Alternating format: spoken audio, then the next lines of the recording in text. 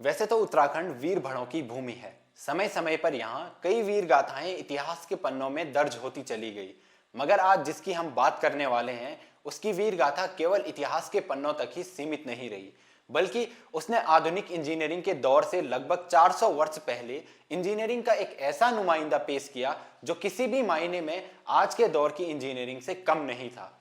जब वो युद्ध क्षेत्र में उतरा तो बड़े बड़े सूरमा उससे मात खा गए। बड़ी बड़ी सल्तनतों ने उसके आगे घुटने टेक दिए। जो चीन आज भारत के लिए सबसे बड़ा सिरदर्द बना हुआ है, एक वक्त पर उसके डर से थर थर कांपता था। वीर तो कई हुए हैं, लेकिन जिसे सिंह की संज्ञा दी गई।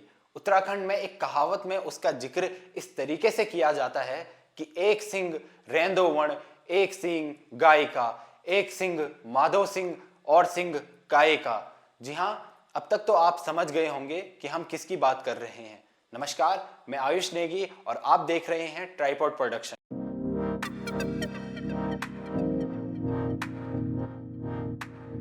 17वीं सदी के शुरुआती दौर में जब मुगल बादशाह अकबर कुमाऊं क्षेत्र के राजा ज्ञानचंद और सिरमौर के शासक मौलीचंद थे, तब इन तीनों ने मिलकर तत्कालीन गढ़वाल शासक राजा मानसा के सामने एक प्रस्ताव रखा, जिसमें वे चाहते थे कि गढ़वाल साम्राज्य के अंतर्गत आने वाली तपोवन की भूमि को 4 बराबर भागों में बांट दिया जाए। तपोवन, जो कि धान की खेती के लिए बेहद उपजाऊ जमीन थी, इसके बारे में एक प्रचलित बात यह भी है कि यहाँ आज धान बोने से कल फसल तैयार हो जाती थी। अब जाहिर सी बात है, इसका अगर हम शाब्दिक अर्थ निकालने गए तो ये बात साबित नहीं होती है, लेकिन इसका अर्थ केवल जमीन की उपजाऊ क्षमता से था।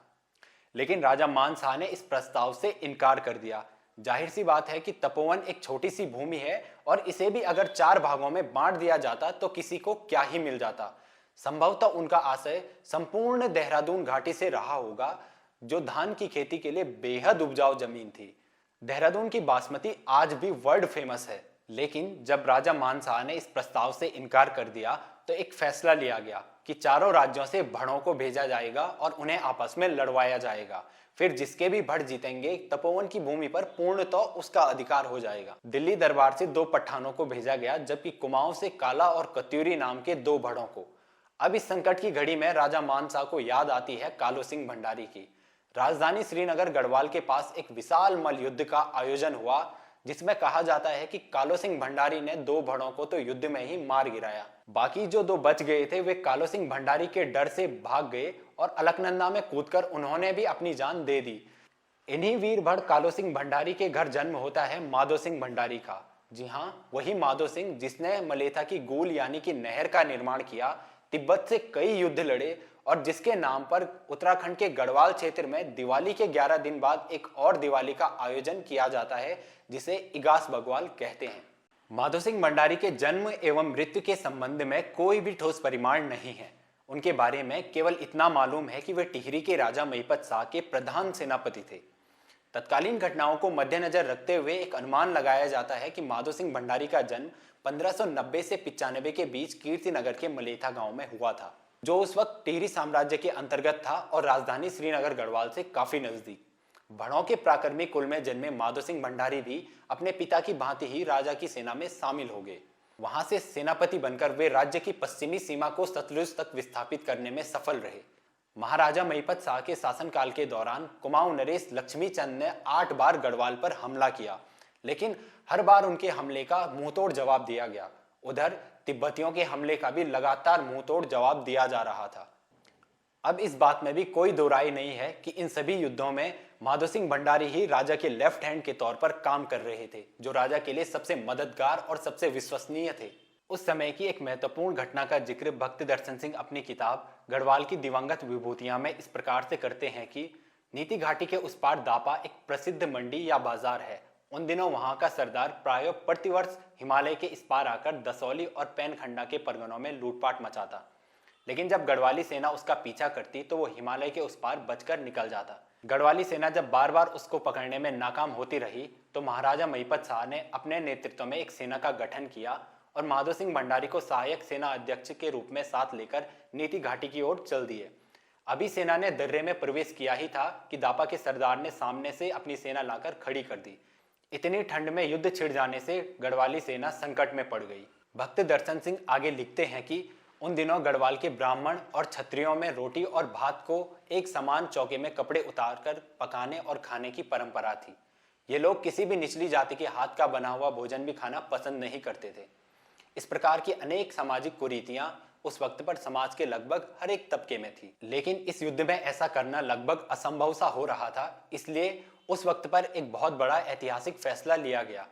सबसे पहले महाराजा महिपत शाह ने कुछ अन्य जातियों को सरोला बनाया, लेकिन इससे भी काम नहीं चल सका क्योंकि उनको भी खाना पकाने के लिए वस्त्र उतारने पड़ रहे थे।